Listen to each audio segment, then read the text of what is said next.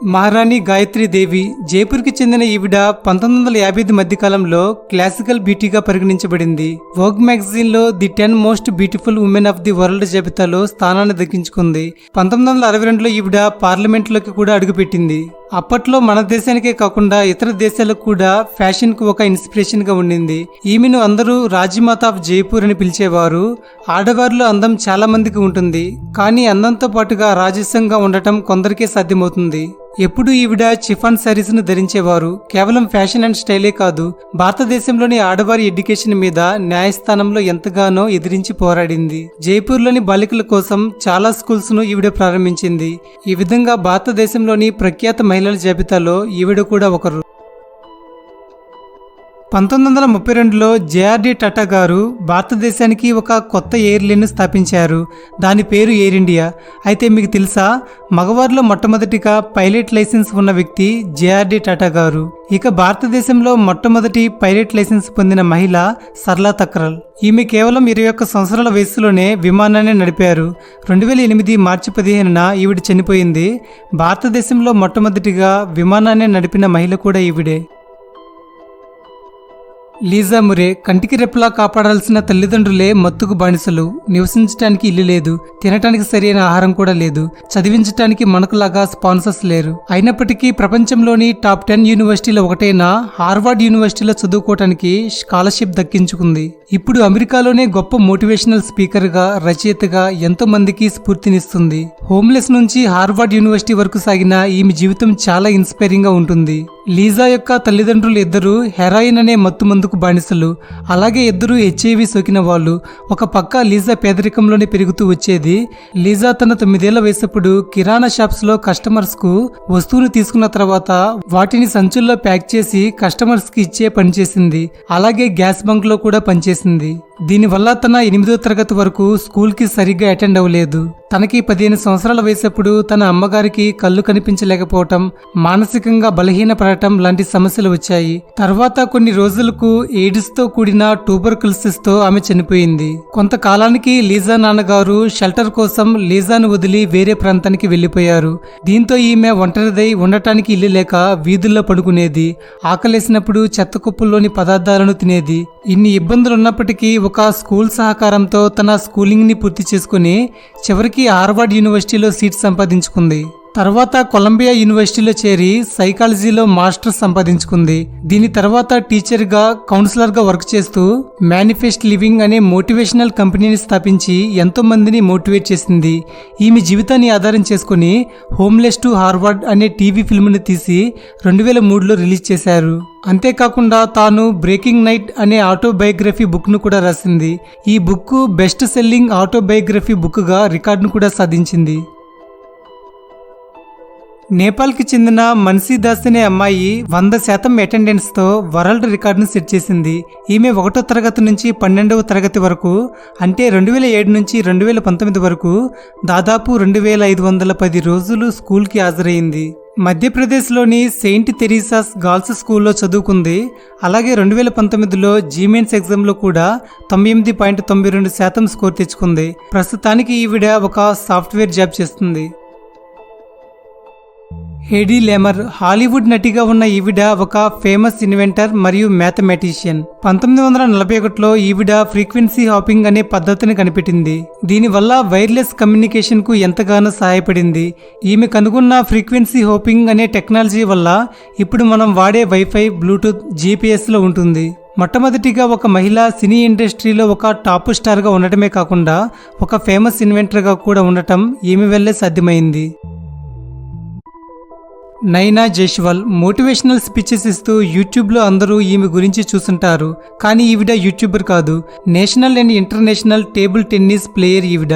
2000 మార్చి 22న హైదరాబాద్లోని అశ్విని కుమార్ జైస్వాల్ అండ్ భాగ్యలక్ష్మి జైస్వాల్కి జన్మించిన ఈవిడ జీవితం నేటి యువతకు చాలా ఆదర్శంగా ఉంటుంది. ప్రతి ఒక్కరూ తమ 10వ తరగతి చదువుని 14, 15, 16 ఈ వయసుల్లో పూర్తి చేసుకుంటారు. కానీ నైనా తన 10th క్లాస్ చదువును కేవలం 8 సంవత్సరాల వయసులోనే పూర్తి చేసుకుంది. దీంతో ఆసియా ఖండంలోనే అతి తక్కువ వయసులోనే సెకండరీ ఎడ్యుకేషన్ ని పూర్తి చేసుకునే వ్యక్తిగా ఈవిడ గుర్తింపు పొందింది. పొలిటికల్ సైన్స్ విభాగంలో తన పీజీని 15 సంవత్సరాల వయసులో కంప్లీట్ చేసింది. అంతేకాకుండా తన పిహెచ్డి ఎడ్యుకేషన్ను కేవలం 16 సంవత్సరాల వయసులోనే పూర్తి చేసుకుంది. 16 సంవత్సరాల వయసు అంటే కేవలం ఇంటర్మీడియట్లో ఉండాలి. కానీ ఈ వయసులోనే పిహెచ్డిని పూర్తి చేయటం అస్సలు సాధారణ విషయం కాదు. చిన్న వయసులోనే తనకి ఎంతటి జ్ఞానం ఉందో అర్థం చేసుకోవచ్చు. ఒక పక్క చదువుకుంటూనే టేబుల్ టెన్నిస్ స్పోర్ట్ మీద కూడా చాలా ఫోకస్ చేసేది. తను టేబుల్ టెన్నిస్ మ్యాచ్ను ఆడి ఒక నేషనల్ ఛాంపియన్షిప్ మరియు సౌత్ ఏషియన్ ఛాంపియన్షిప్ను సాధించింది. ఒక వ్యక్తి ఎవరైతే 2 చేతులతో రాయగలరో వారిని యాంబిడెక్స్ట్రోస్ అని అంటారు. ఈమె కూడా 2 చేతులతో రాయగలదు. అంతేకాదు ఈమె international motivational speaker. Telugu, Hindi, English భాషల్లో మాట్లాడుతూ ఎంతో మందిని మోటివేట్ చేస్తుంది. అంతేకాకుండా ఈవిడ ఒక పియానో ప్లేయర్ మరియు పాటలు కూడా పాడుతుంది. ఇవన్నీ కేవలం 22 సంవత్సరాల్లోనే సాధించటం నిజంగా చాలా గ్రేట్ అని చెప్పుకోవాలి. Saina Nehwal Indian badminton player. ఈమె బ్యాడ్మింటన్ ద్వారా 24 ఇంటర్నేషనల్ టైటిల్స్ ను గెలుచుకుంది. అలాగే భారతదేశపు అత్యున్నత పురస్కారాలైన పద్మశ్రీ, పద్మభూషణ్ గెలుచుకుంది. ఈమెకు ఐస్ క్రీమ్ అంటే చాలా ఇష్టం. తన ప్రతి మ్యాచ్ విజయాన్ని ఐస్ క్రీమ్ తో సెలబ్రేట్ చేసుకుంటుంది. అయితే ఈవిడ బ్యాడ్మింటన్ లోకి రాకముందు ఒక కరాటే ఛాంపియన్. కరాటేలో ఈవిడకు ఒక బ్రౌన్ బెల్ట్ కూడా ఉంది.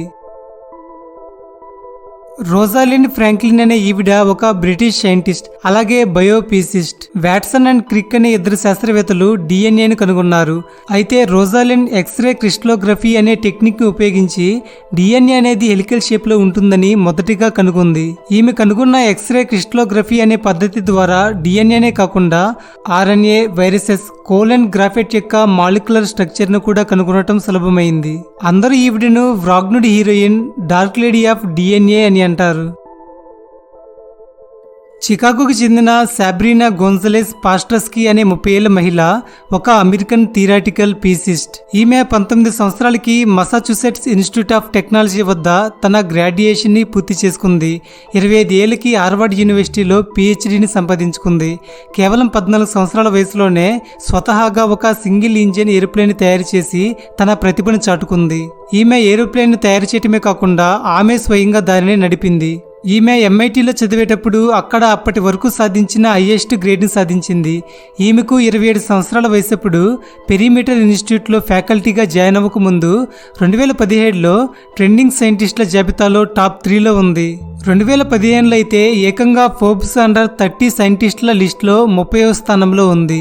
అంతేకాకుండా హార్వర్డ్ యూనివర్సిటీ వారు ఈమెను కాబోయే ఐన్స్టీన్ గా సంబోధించారు. 1993లో జన్మించి ఇప్పుడు టెక్నాలజీలో మంచి మేధావిగా గుర్తింపు పొందింది. ఎలైస్ బాల్ అమెరికాకి చెందిన కెమిస్ట్. ఈవిడ లెప్రసీ అనే కుష్టి వ్యాధి అందరికీ తెలుసు. దీన్ని హ్యాన్సన్ డిసీజ్ అని కూడా అంటారు. మైకోబాక్టీరియం లెప్రే అనే బ్యాక్టీరియా ద్వారా ఈ వ్యాధి వస్తుంది.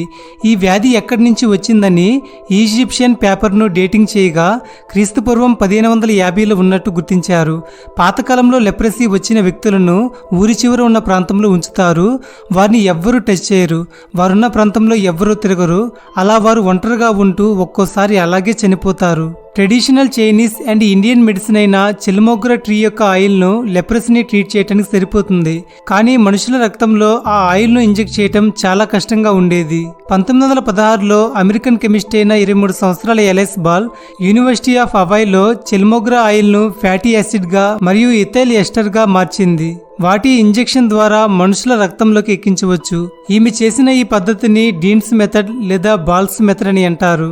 ఈమె కనిపెట్టిన ఈ పద్ధతి ద్వారా లెప్రసీ వ్యాధిని ట్రీట్ చేస్తున్నాము. Thank you for visiting hour video. ఇలాంటి మరిన్ని ఇంట్రెస్టింగ్ వీడియోస్ కోసం ఛానల్ని ఇప్పుడే సబ్స్క్రైబ్ చేసుకుని పక్కనే ఉన్న గంటను యాక్టివేట్ చేసుకోండి. అలాగే వీడియోని నచ్చితే తప్పకుండా లైక్ చేయండి. మీ ఫ్రెండ్స్ కూడా ఈ వీడియోని షేర్ చేయండి. Thank you for watching.